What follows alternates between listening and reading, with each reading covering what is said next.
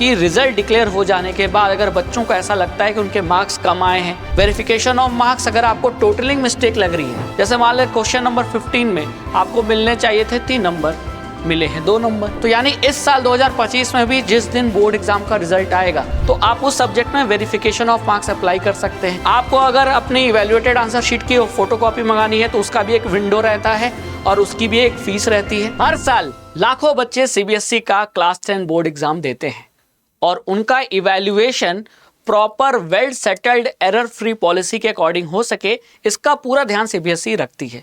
लेकिन फिर भी सीबीएसई बच्चों को मौका देती है कि रिजल्ट डिक्लेयर हो जाने के बाद अगर बच्चों को ऐसा लगता है कि उनके मार्क्स कम आए हैं, शायद सीबीएसई में इवैल्यूएशन करते समय टोटलिंग मिस्टेक कर दी हो या किसी पर्टिकुलर क्वेश्चन का जो इवैल्यूएशन है वो सही ढंग से नहीं किया हो, ज़्यादा मार्क्स देने थे कम मार्क्स दिया हो, तो ऐसे तमाम डाउट अगर आते हैं तो इन डाउट्स के लिए स्टूडेंट रिजल्ट आ जाने के बाद अप्लाई कर सकते हैं और अपने मार्क्स को इंक्रीज करा सकते हैं।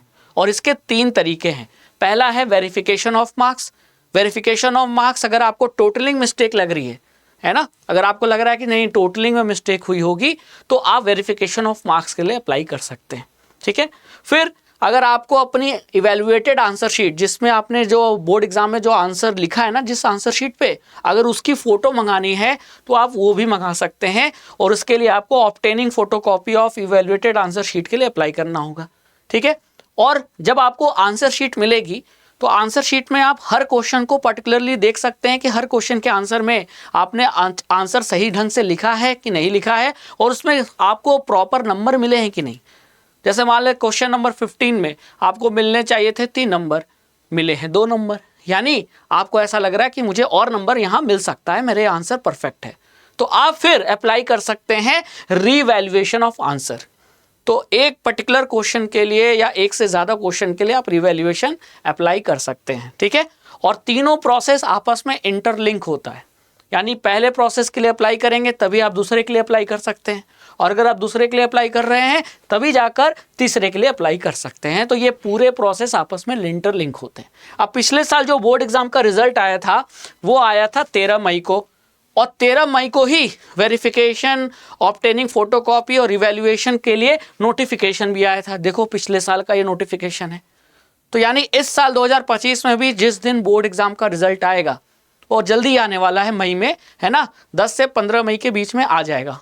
तो जिस दिन 2025 में बोर्ड एग्जाम रिजल्ट आएगा उसी दिन वेरिफिकेशन ऑफ मार्क्स और इवैल्यूएशन के लिए भी नोटिफिकेशन आएगा, ठीक है। अब जैसे आप पिछले साल का ये देख पा रहे हो नोटिफिकेशन, इसमें क्या लिखा है, इसमें ये लिखा है कि अगर आपको लगता है कि टोटलिंग मिस्टेक है, किसी सब्जेक्ट में मार्क्स कम आए हैं, हो सकता है टोटलिंग मिस्टेक है, तो आप उस सब्जेक्ट में वेरिफिकेशन ऑफ मार्क्स अप्लाई कर सकते हैं। तो एप्लीकेशन की एक विंडो होती है कि इस दिन से लेकर इस दिन तक आप अप्लाई कर सकते हैं और पर सब्जेक्ट एक फ़ीस होती है। अब ये पिछले साल का है डेट और पिछले साल की ये फ़ीस है, तो इस पे अभी आपको गौर नहीं करना है। इस साल के नोटिफिकेशन में क्या डेट रहेगी, क्या फीस रहेगा, उस पे गौर करना, ठीक है। ये तो मैं जस्ट एज ए रेफरेंस आपको दे रहा हूँ। उसी तरह आपको अगर अपनी इवैल्यूएटेड आंसर शीट की फोटोकॉपी मंगानी है तो उसका भी एक विंडो रहता है और उसकी भी एक फ़ीस रहती है।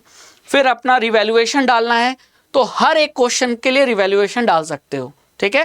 जैसे आपने साइंस की फोटोकॉपी मंगाई इवैल्यूएटेड आंसर शीट की, अब आपको लग रहा है कि इसमें 3 ऐसे क्वेश्चन हैं जहां मेरे मार्क्स बढ़ सकते हैं क्योंकि इवैल्यूएशन प्रॉपर नहीं हुआ, तो आप वो तीनों क्वेश्चन के लिए रिवैल्यूएशन अप्लाई कर सकते हैं। और रिवैल्यूएशन की जो फीस होती है वो पर क्वेश्चन होती है, उसका भी एक टाइम विंडो होता है, पीरियड होता है कि इस दिन से लेकर इस दिन तक आप अप्लाई कर सकते हैं।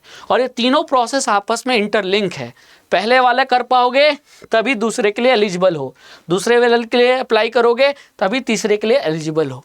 तो ध्यान से जब रिजल्ट आ जाए तो आपको देख लेना है कि मेरे मार्क्स कम तो नहीं आ रहे, है ना, ऐसा तो नहीं है पेपर बहुत बढ़िया हुआ था मार्क्स कम आ रहे हैं।